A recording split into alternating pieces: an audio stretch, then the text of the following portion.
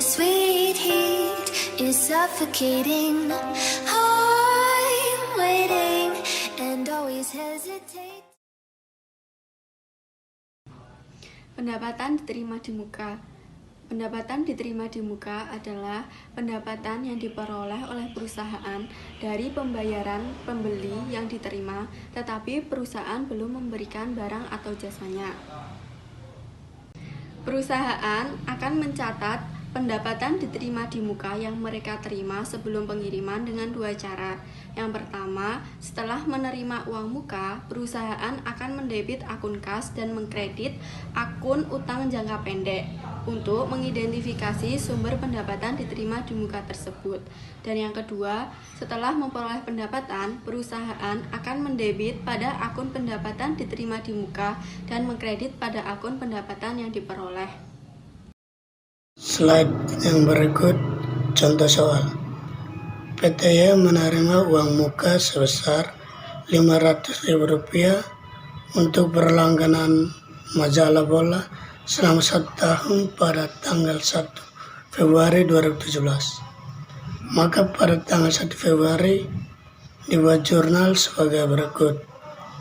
Kas Rp500.000 per pendapatan diterima di muka Rp500.000. Yang berikut, pada akhir tahun 31 Desember 2017, PTY akan mengakui pendapatan 11 bulan. Pendapatan diakui jika majalah bola sudah diberikan kepada pelanggan. Karena selama 11 bulan sudah diberikan, maka pendapatan diakui dengan jurnal sebagai berikut.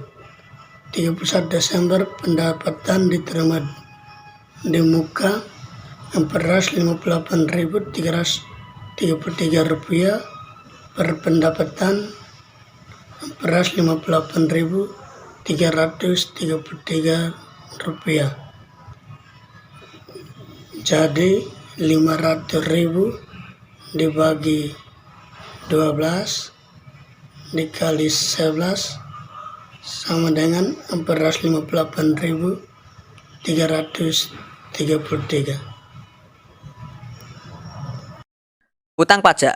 Utang pajak dibagi menjadi 4. Yang pertama ada utang pajak penjualan, yang kedua ada utang pajak penghasilan, yang ketiga ada utang pajak pada karyawan, dan yang terakhir ada utang bonus. Utang pajak penjualan atau PPN. Pada utang pajak penjualan atau PPN, perusahaan akan memungut utang pajak penjualan dari pembeli atas transaksi jual beli, kemudian perusahaan akan melaporkan pajak ini kepada pemerintah.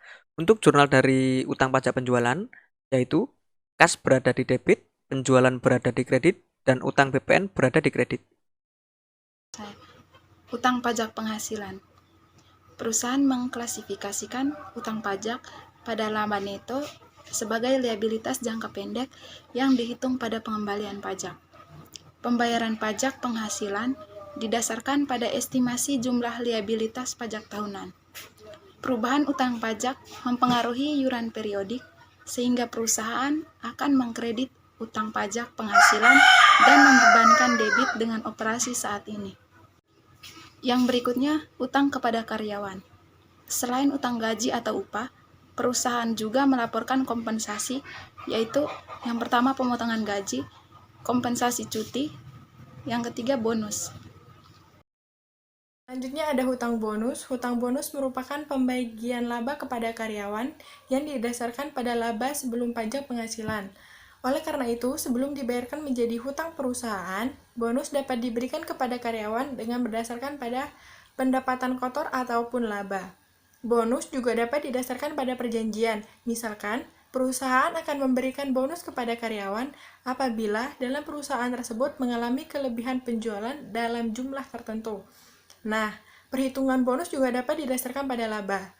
Maka, dapat digunakan laba sebagai berikut. Yang pertama yaitu laba sebelum dikurangi bonus dan sebelum dikurangi pajak penghasilan. Yang kedua, laba setelah dikurangi bonus tetapi belum dikurangi oleh pajak penghasilan. Yang ketiga, laba sebelum dikurangi bonus tetapi sudah dikurangi oleh pajak penghasilan. Yang keempat, laba setelah dikurangi bonus dan pajak penghasilan. Untuk selanjutnya, jurnal untuk mencatat hutang bonus sebagai berikut. Yang pertama, biaya bonus. Di sini kita lihat posisinya di debit. Terus untuk utang bonusnya posisinya di kredit. Jika bonus dibayar, maka jurnal yang dibuat itu sama dengan utang bonus di debit dan kasnya itu di kredit. Sekian, terima kasih.